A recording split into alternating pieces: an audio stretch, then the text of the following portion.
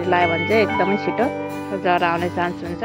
हजुरहरू पनि लगाउन सक्नुहुन्छ। हेलो गाइस, नमस्ते, welcome back to my channel. Guys आज चाहिँ हजुरहरूलाई चाहिँ धुप्पीको म यहाँनिर हाँगा चाहिँ कटिङ गरेर देखाउन गइरहेको छु। हजुरलाई चाहिँ यो कटिङ गरेर यसको जरा पलाएकोसम्म भिडियो सेयर गर्नेछु। मन पऱ्यो भने चाहिँ हजुरहरू लाइक सेयर कमेन्ट र सब्सक्राइब गर्नु चाहिँ नबिर्सिनु होला। म आज यसको धुप्पीको कटिङ गर्न गइरहेको छु। यसको लागि चाहिँ मैले यो हाँगा लिएँ।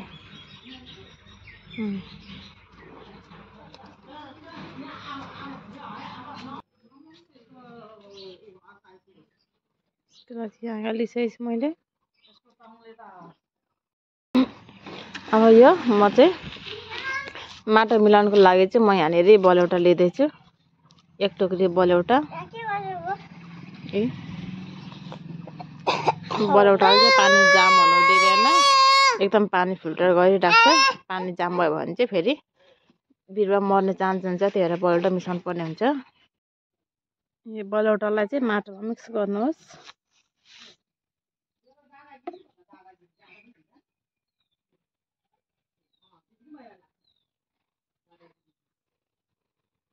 यो कम्पोस्ट मलको मतलब यो घरमै बनाएको नेचुरल मल। यो गाई बस्तु गोबर के अरे रुख बिरुवाका पातहरूबाट बनाएको मल माटो र यो बलौटा मैले मिक्स गरिरहेको छु मजाले।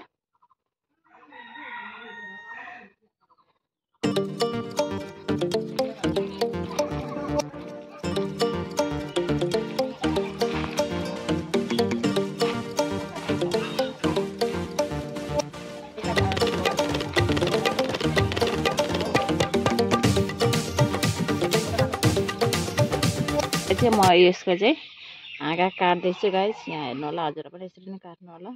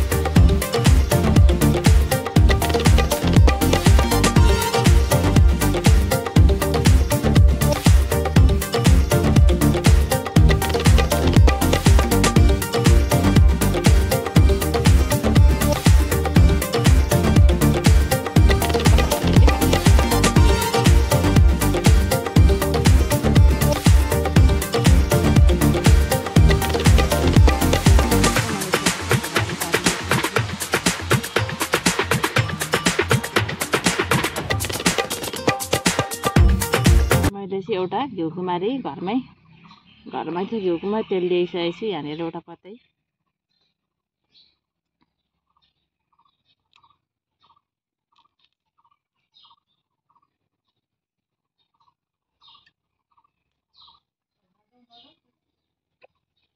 यसलाई चाहिँ घिउकुमारी यसरी दल्दिनुहोस्।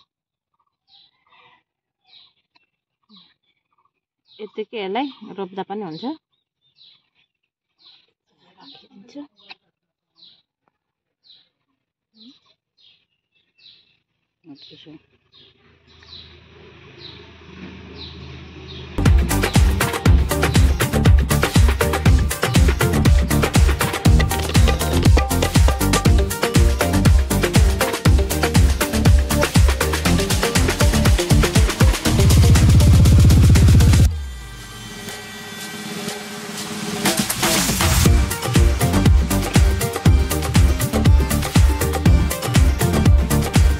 देख्न सक्नुहुनेछ गाइस, मैले चाहिँ यहाँनिर यो धुप्पीको हाँगाको तल चाहिँ घिउकुमारी यसरी लगाइसकेको छु। यो घिउकुमारी लगायो भने चाहिँ एकदमै छिटो जरा आउने चान्स हुन्छ। हजुरहरू पनि लगाउन सक्नुहुनेछ।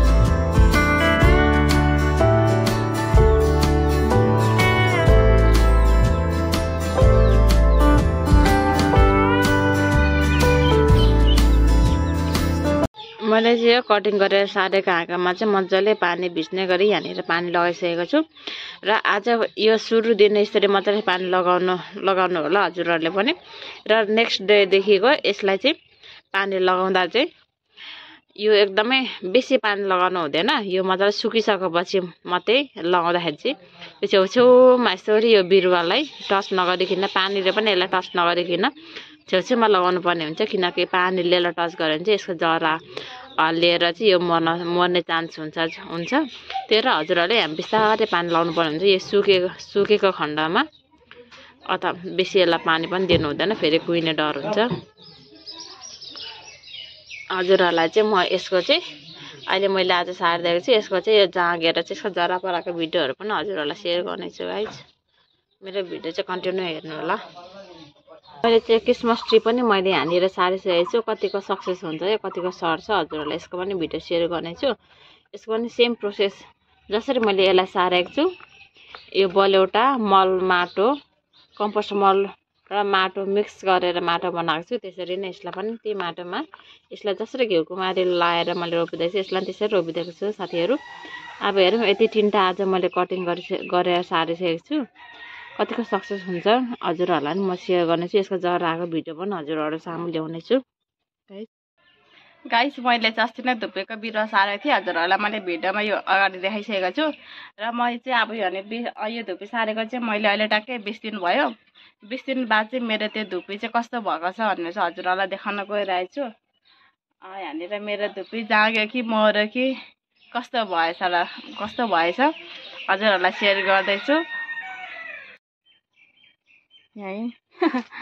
यहाँनिर है अस्ति नै रोप्दा कस्तो थियो अहिले कस्तो भयो यहाँनिर हजुरहरूले पनि राम्रोसँगले हेर्नु होला यहाँनिर खोइ त है यति मजाले घिउकुमारी दली ओरी रोपेको मैले पनि यसको यो सार्ने तरिका चाहिँ युट्युबमा हेरेर चाहिँ मैले खासमा चाहिँ रोपेको तर नहुँदो रहेछ सर्लक्कै मरिरहेछ के गर्नु गाइज हजुरहरूले पनि यसरी धुप्पीको बिरुवा चाहिँ कटिङ गरेर जगाउन सक्नु भएको छ भने चाहिँ प्लिज मलाई कमेन्टमा बताइदिनु होला कसरी गर्नुपर्छ भनेर मैले चाहिँ जगाउन सकिनँ मेरो एक्सपेक्टेसन भर्सेस रियालिटी चाहिँ मेरो यस्तै भइहाल्यो कस्तो मैले आश गरेको थिएँ कति जगाएर चाहिँ म यहाँनिर यसलाई चाहिँ मजाले गार्डन बनाउनु पर्यो भनेर सोचिरहेको थिएँ तर भएन मेरो यसरी मरिरहेको छ गाइस र मैले अर्को क्रिसमस ट्री पनि यहाँ सारेको थिएँ त्यसरी नै यहाँ घिउकुमारीहरू लगाएर सर्लक्कै मर्यो हेर्नु नहुँदो रहेछ युट्युबमा मैले जसरी यहाँनिर है यिनीहरू सारेको प्रोसेसहरू देखाएको थियो त्यसरी नै मैले सारेको यहाँनिर माटो पनि बलौटा माटो अनि घिउकुमारीहरू लगाएर गरेको तर पनि जागेन कसरी जगाउने होला हजुरहरूले मलाई कमेन्टमा बताइदिनु होला प्लिज हजुरहरूले यहाँनिर सारेर चाहिँ हजुरहरूको चाहिँ यो प्लान चाहिँ सक्सेस भएको छ यदि सक्सेस भएको छ हजुरहरूको यो प्लान भने चाहिँ मलाई पनि बताइदिनु होला मेरो चाहिँ सक्सेस हुन सकेन के गर्ने 20 दिन ट्याक्कै 20 दिन भयो रोपेको 20 दिनमै सर्लक्कै मरेर यस्तो भइरहेछ गाइज के गर्ने मेरो धुप्पीकै हाँगा सक्सेस भएन गाइज मेरो प्लान अनसक्सेस भयो गाइज धेरै दुःख लागिरहेको छ अनि यहाँ मैले है कालन्चो के पो भन्छ यसको बिरुवा सारिदिइरहेको छु यहाँनिर मरुम कि बाँचौँ भन्दै जागिरहेछ यता चाहिँ